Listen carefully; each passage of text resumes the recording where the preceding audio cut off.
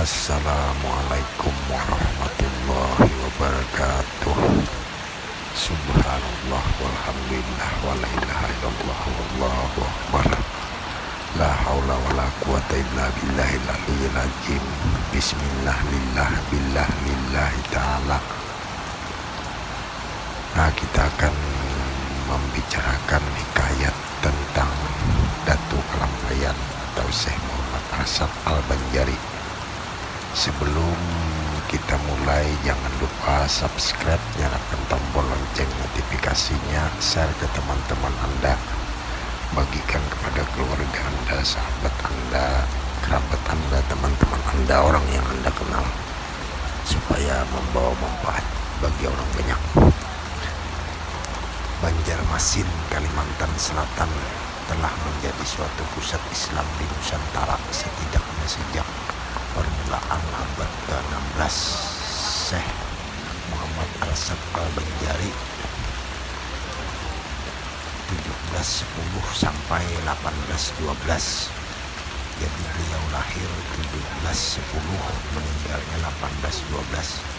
Merupakan seorang ulama besar yang termasyhur dari daerah Banjarmasin, Kalimantan Selatan, tepatnya di Martapura dalam Pagar. Makam beliau ada di Kalampayan. Beliau lahir pada abad ke-18 di wilayah yang sekarang bernama Martapura. Gelar di belakang namanya menunjukkan daerah asal Syekh Muhammad Arsyad Al-Banjari, Kesultanan Banjar. Zaid Ahmad dalam The Biographical Encyclopedia of Islamic Philosophy 2015 menuturkan riwayat ulama besar ini. Masa kecil Muhammad Arsyad Al-Banjari diisi dengan pendidikan agama Islam dari keluarganya. Selain mengaji Al-Quran, Muhammad Arsyad Al-Banjari juga terkenal pandai membuat kaligrafi. Suatu hari Sultan Tahlilullah takjub akan lukisan-lukisan karyanya. Penguasa Banjar ini kemudian meminta Syekh Muhammad Arsyad Al-Banjari untuk mengabdi pada istana pada kerajaan Banjar, pada Kesultanan Banjar pada saat itu. Penguasa Banjar ini kemudian meminta Syekh Muhammad Arsyad Al-Banjari untuk mengabdi pada istana beliau. Saat itu usianya belum genap 7 tahun. Kesultanan Banjar menjadi patron baginya menuntut ilmu dan berkesenian. Kala usia 30 tahun, Syekh Muhammad Arsyad Al-Banjari menikah dengan Bazut, seorang perempuan lokal. Pasangan muda ini dikarunia seorang anak perempuan. Sementara itu, keinginan Syekh Muhammad Arsyad Al-Banjari kian besar untuk belajar ke tanah suci Mekah, yang istri pun mendukungnya. Istri beliau sangat mendukung beliau. Pihak istana kemudian membiayai Syekh Muhammad Arsyad Al-Banjari untuk naik haji pada 1739.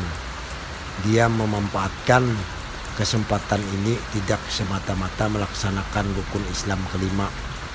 Usai berhaji, Syekh Muhammad Arsyad Al-Banjari bermukim 30 tahun lamanya di Harmain untuk menuntut ilmu di Masjidil Al-Haram.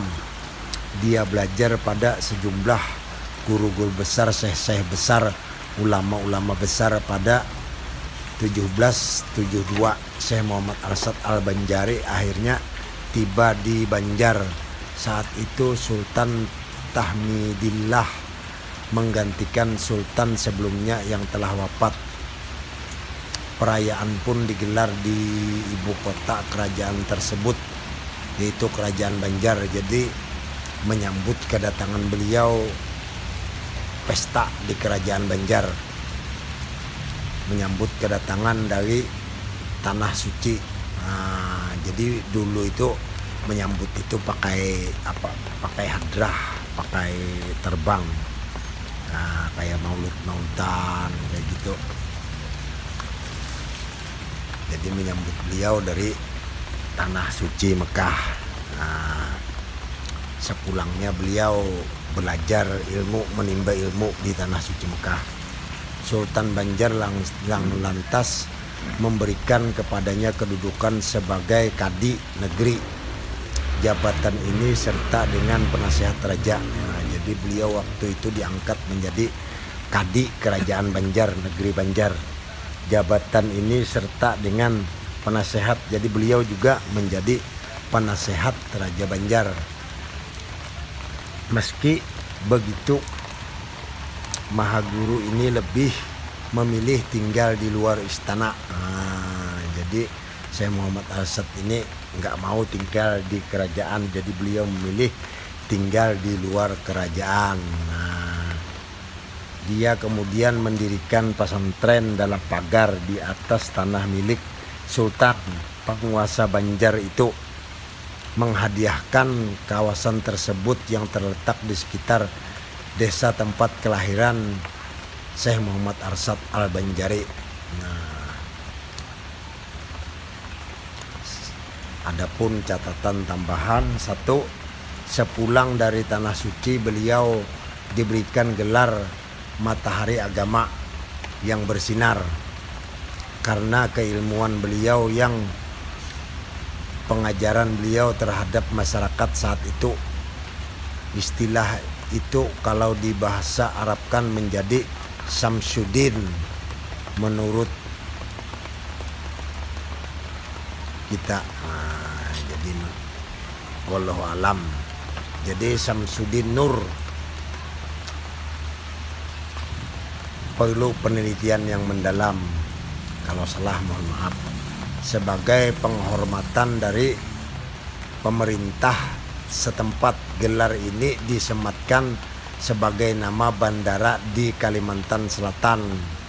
Nah, jadi nama panggilan beliau tadi dijadikan nama bandara yang sampai sekarang, Bandara Samsuddin Nur Kalimantan Selatan. Yang kedua, kampung dalam pagar akhirnya disulap oleh beliau menjadi tempat belajar dengan sarana yang lengkap. Pada masa ada asrama, perumahan guru, perpustakaan, dan bangunan induk untuk beliau. Inilah cikal bakal pesantren di kemudian hari yang kita kenal sekarang ini. Nah, wallahu a'lam bishawab. Umpama salah ya mohon maaf. 3, selain model pesantren di atas, beliau juga bercocok tanam dengan media sawah dan membangun irigasi, semua untuk menghidupi warga dalam pagar.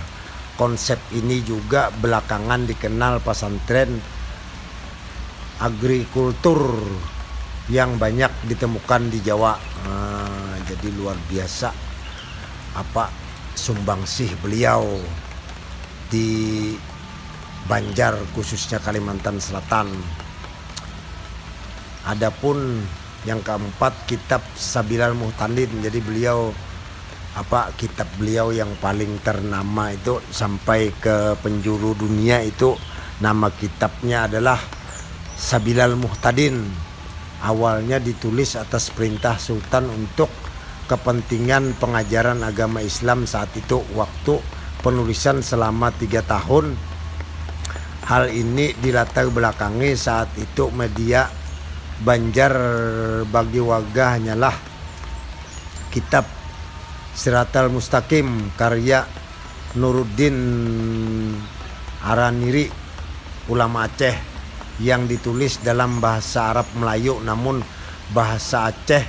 Maka sebagai jawaban lahirnya kitab Sabilal Muhtadin dengan tulisan Arab Melayu dan bahasa Banjar, sebuah kitab tentang fikih yang bersumber dari ulama-ulama Syafi'iyah.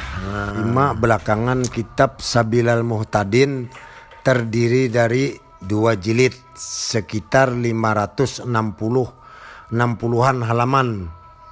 ini diringkas oleh cucu perempuan beliau, putri dari Syekh Abdul Wahab Bugis, yang juga salah satu dari 4 sahabat beliau saat menuntut ilmu di Mekah, dan diberikan judul kitab perukunan. Kitab perukunan. Jadi kitab perukunan ini dulu di Kalimantan, khususnya di Martapura, di tempat saya itu, waduh, terkenal banget. Jadi orang banyak sekali yang dibaca itu ya kitab perukunan ini. Kitab Sabilal Muhtadin saat itu disebarkan dengan cara disalin ulang dan dibagi ke beberapa kalangan hingga sampai ke salah satu pengikut beliau di Patani, Thailand, yang bernama Muhammad bin Zain.